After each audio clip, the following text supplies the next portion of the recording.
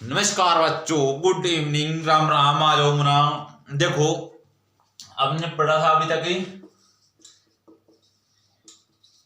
हम पढ़ रहे थे विज्ञान, रसायन विज्ञान। क्या पढ़ रहे थे? रसायन विज्ञान। सबसे पहले हमने परमाणु पढ़ा, फिर अणु, फिर तत्व, और लास्ट में लिखवाने वाले थे यौगिक और मिश्रण, जो पीछे छूट गया था। तो वो फटाक से पहले लिखो, फिर एक कमेंट आया एक बच्चे का, तो उसका आंसर भी देते हैं। अगला अपना है यौगिक। ये क्या होता है? दो या दो से अधिक तत्व निश्चित अनुपात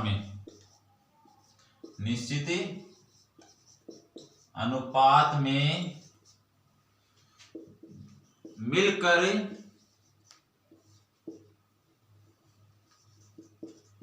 यौगिक का निर्माण करते हैं। निर्माण करते हैं। क्या करते हैं? यौगिक का निर्माण करते हैं।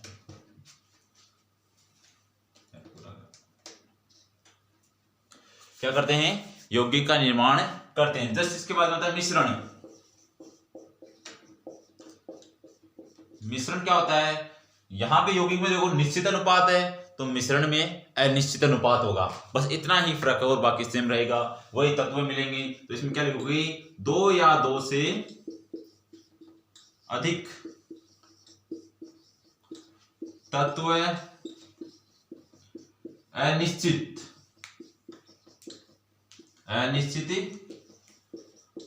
अनुपात में मिलकर मिश्रण का निर्माण करते हैं। जैसे आपकी वायु हो गई, कोई धुआं हो गया, मिट्टी हो गई आदि, सभी क्या है? मिश्रण है। इनमें आपको पता नहीं रहता कि वायु है तो वायु में कौन सी गैस कितनी मात्रा में है, ये आपको जानकारी नहीं है। देखो यहाँ पे हमने नहीं लिखा था, इसमें लिख देना थोड़ा। जैसे नमक, जल आदि, ये क्या हो जाएंगे इसके उदाहरण। जैसे नमक के अंदर हमको पता है NaOCl, सोडियम क्लोरीन मिले हुए मिक्स 1:1 में, ये अपन को पता है। लेकिन जैसे हम धुएं की ओर आते हैं, धुएं में आपको पता कौन कौन सी गैसें हैं, कितनी हैं, इसका आपको बिल्कुल भी अनुमान नहीं है। इतना उतारो फटाफट। और फिर कल एक बच्चे का आंसर आया था, प्रश्न आया था। वो प्रश्न उसका ये था कि सरम द्रव्यमान है और एक है भार, इनमें थोड़ा सा अंतर समझाओ। क्या दोनों एक होते हैं? क्या दोनों एक हैं या अलग अलग है? इस बारे में एक बच्चे का क्या आया था, कमेंट आया था, उसका आंसर देते हैं। ये बात आपको समझाते हैं। इसके जस्ट बाद में आप हेडिंग लगा के छोड़ दो, किसकी? संयोजकता की। इसके बाद में टॉपिक आएगा संयोजकता।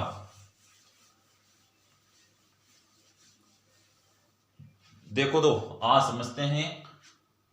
हेडिंग होगी आपकी, बीच में बचे प्रश्न कर लिया। द्रव्यमान व भार में अंतर। देखो करते हैं, द्रव्यमान लिखो इधर, मास, और इधर है आपका भार।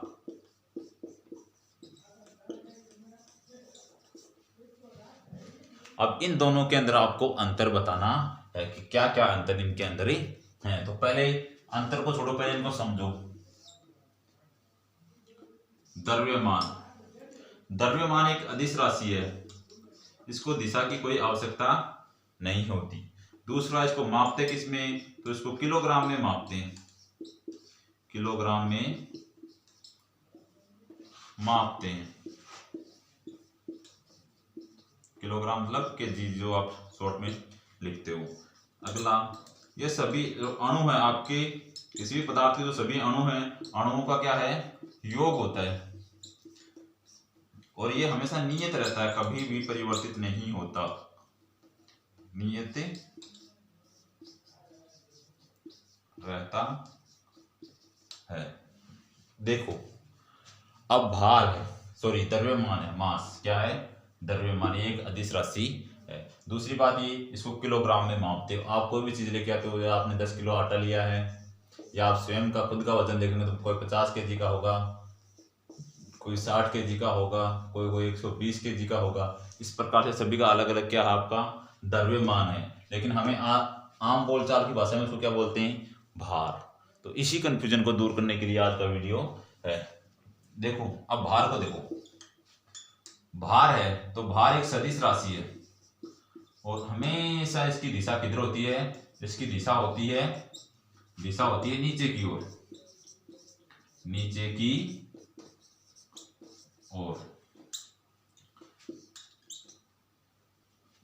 और इसको हम न्यूटन में मापते हैं। किस में मापते हैं, न्यूटन में मापते हैं। यह एक प्रकार का बल है, यह है क्या है, एक प्रकार का बल है। ये एक प्रकार का बल है जो पृथ्वी हम पर या किसी भी पदार्थ पर आरोपित करती है, आरोपित करती है। एक बार इनको करो फिर समझते हैं।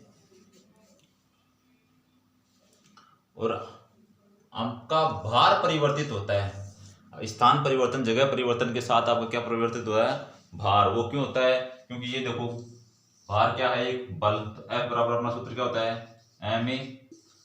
अपन पर बल आरोपित कौन कर रही है, आकर्षित कौन कर रही है, पृथ्वी। तो त्वरण g, A बराबर क्या हो जाएगा, गुरुत्वीय त्वरण g हो जाएगा। F यहाँ पर बल अपना कौन है, वेट W, तो F की जगह कौन आ जाएगा, W। तो ये आपका भार ज्ञात करने का सूत्र है। ये क्या बन गया, आपका भार ज्ञात करने का सूत्र। देखो जैसे उतार लिया वो सभी ने इतना।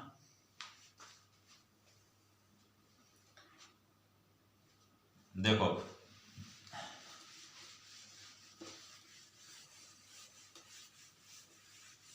अब समझो इसको ध्यान से। हमने बोला द्रव्यमान, क्या द्रव्यमान मापते किसमें, किलोग्राम में। किसमें मापते हैं, किलोग्राम में। और एक बात मैंने बोले कि ये अणुओं का योग है, किसका, आपके जितने भी अणु हैं उनका क्या है, योग है। अब जैसे समझो इसको, अब इसको समझो।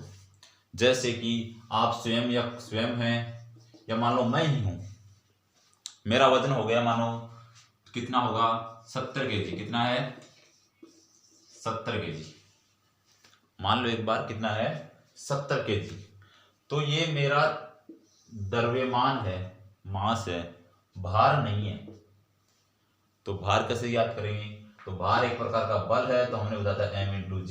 गुरुत्वीय त्वरण g का मान क्या होता है, g बराबर होता है 9.8। तो लगभग हम इस किसके बराबर मान लेंगे, लगभग 10 के बराबर मान लेते हैं। तो मेरा भार यहाँ पर कितना है, सॉरी द्रव्यमान कितना है, मेरा द्रव्यमान मास कितना है 70, जी का वैल्यू कितना है 10, तो टोटल 700 न्यूटन हो गया मेरा भार। भार कितना हो गया 700 न्यूटन। समझ रहे हो।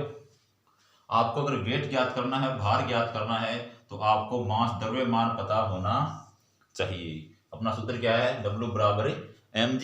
तो इसको देखो यहाँ पर, क्या आप बिना मास पता हुए ही या बिना मास पता किए ही क्या आप भार का पता लगा सकते हैं, बताओ ना, लगा सकते हो क्या, नहीं लगा सकते ना। देखो आपको मास की जरूरत ही होगी।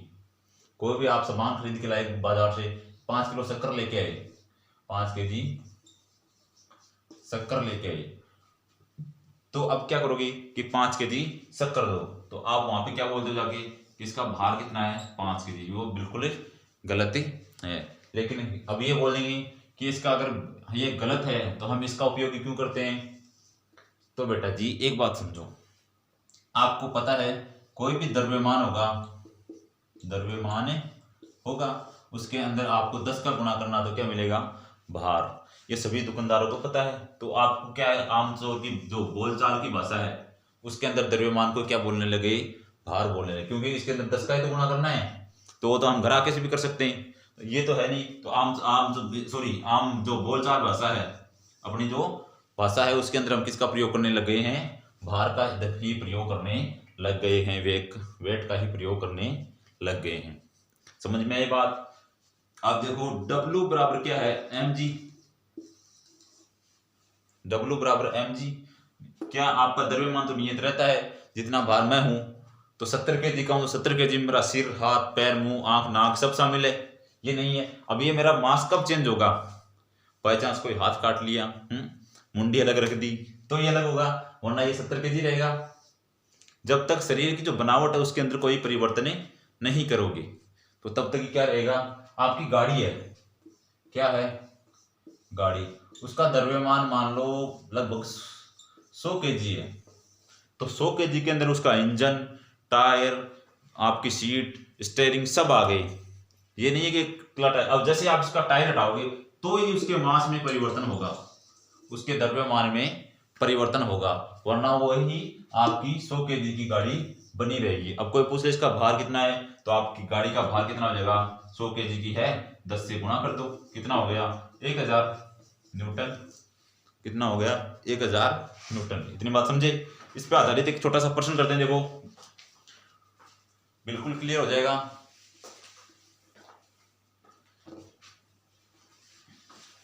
देखो प्रश्न है, क्वेश्चन संख्या 1 है। देखो कैसे आप क्लियर होगा कि सोनू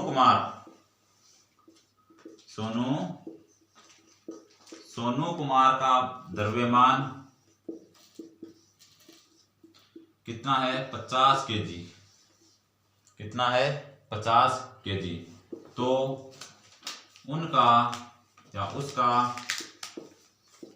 भार ज्ञात कीजिए, भार ज्ञात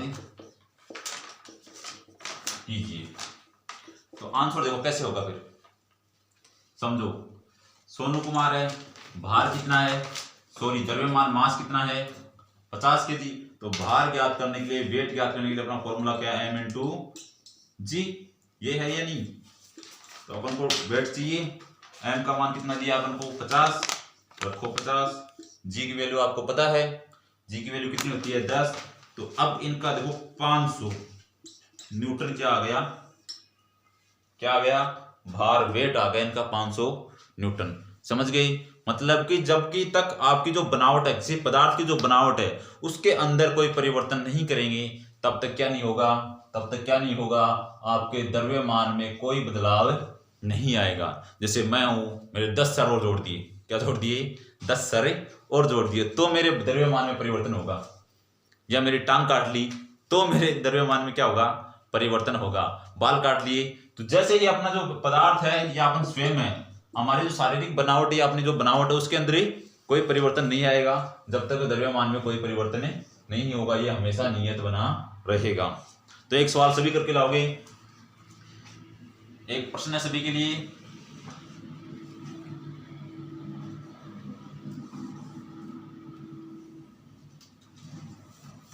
प्रश्न क्या है, अब यहां पर मोनू डाल दो। ये मोनू कुमार का भार 600 न्यूटन है, तो द्रव्यमान ज्ञात कीजिए। तो कैसे करोगे, थोड़ा सा एक बार देख लो क्या होगा। W बराबर mg, W का मान कितना दिया आपको 600, m का मान अपन को पता नहीं, ज्ञात करना है। g का मान होता 10, 1 0 1 0 कैंसिल कर दो, m बराबर कितना आ गया 60 kg।